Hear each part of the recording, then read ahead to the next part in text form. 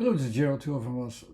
Letters, you can predict really what they are about, because they are about focuses that we can predict how they are associated further within a time and space context. Some letters have a tendency that we can grasp them actually quite quickly, and they are about focus into one point and about things that are hardly changing. We have a tendency to associate them with things that are unchanged, well, they are immediately there at that moment. Like you hear that immediately, you know immediately, yes, it's there. Even with it's unchanged. It remains unchanged. For the moment, that is becoming different. That you have an impression, okay, this evolves a little bit, this changes a little bit. Even with you have this tendency of you need a little bit more time, you associate them differently. It all goes automatically, but you can make it with a method as well, that you understand them, how they go from one point to another, physically, geometrically. In all kinds of ways you can compare them and understand all these letters. I have the whole system here. Let's go to some simple examples as well. And the simple examples are also about how can we imagine also that a form is being formed there. How you can associate a form from there. The first 9 letters are also about when something is steady and you focus upon something on a certain place. Okay, you can imagine a form there. Much more difficult is when things are changing all the time, but here few letters are like that. Like with the letter B in bird, for instance. Let's go to the first word, bird. So the B is really like, okay, you feel something changing. It's at the edges. You have this idea of a form very easily, actually, in 2 points. So 2 differences. You notice 2 differences are forming themselves somewhere at the edges. With the E as an association in the word, it says, okay, you have to have an association somewhere. It's somewhat limited in there. You have somewhere something in it there. You have something that you can insert there. You have a limitation there. So there is that whole idea of, here I can add an extra idea in there, or something extra in there. So I can even enhance it B, so I have even more B, even B from within. It even gives it even more idea of a form. That is an idea that I can have as a separate entity. That's the idea that you have with B.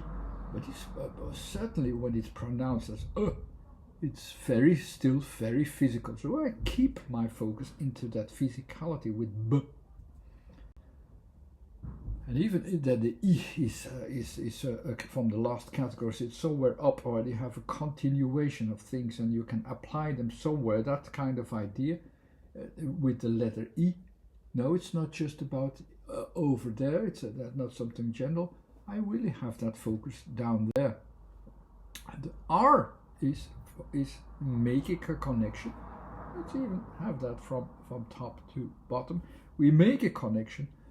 To have it really down there, I'll focus it there, I see it first, I have it first noticed over there. From the R to the D, it has an extra association from the second category. The D is about changes in space that have a tendency that you can only see them after a while. So there's a change there. So it changes position, it changes its form, it changes something over time. We'll add that in that form. So it changes something. So it goes from.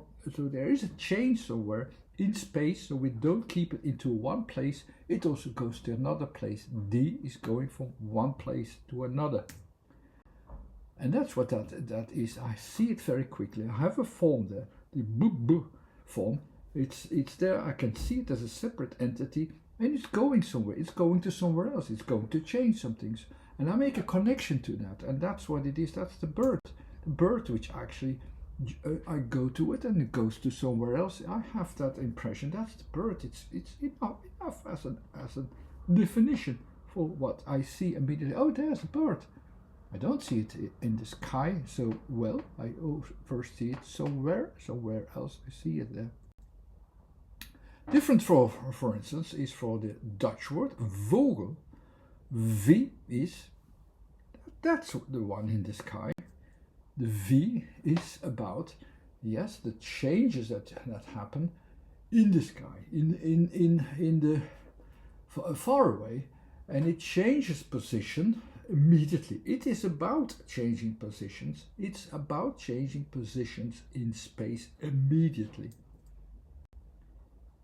And I see that up there. I see a change to another space. I have my focus towards another space. It moves towards another space. That's the V. The O focuses actually also with my vision. I'm following it up, that it changes its position in space, and follow it up. I follow it up towards it is going. That's the V with O. The G to it is that G is this up going vision again towards from space towards all the things which are bigger and which I don't see. It is a whole form which is uplifted into the sky, into what I'm going to see. Okay, maybe there's more to it. I'm going to see more to it. Is this form from underneath with a change and with an L to it. It also says not just with a change, but also with a form which comes out from 1 to 2 option. So that means from a center position to a form which split actually almost to 2 forms. It has a certain few variations of the L that you can have then and add there. But in general, I have this move. I have this space which is uplifted, and I have this extra form which is added with a V to it as well. I go also towards the direction of V towards the L, and in a way that I know somewhere where that area of focus is going to be, where I'm going to notice the vogel or bird in the sky in this case. And that's more or less the direction of focus that you have with these 2 words. They have a foundation of certain things that you can recognize, and you can put them into a form.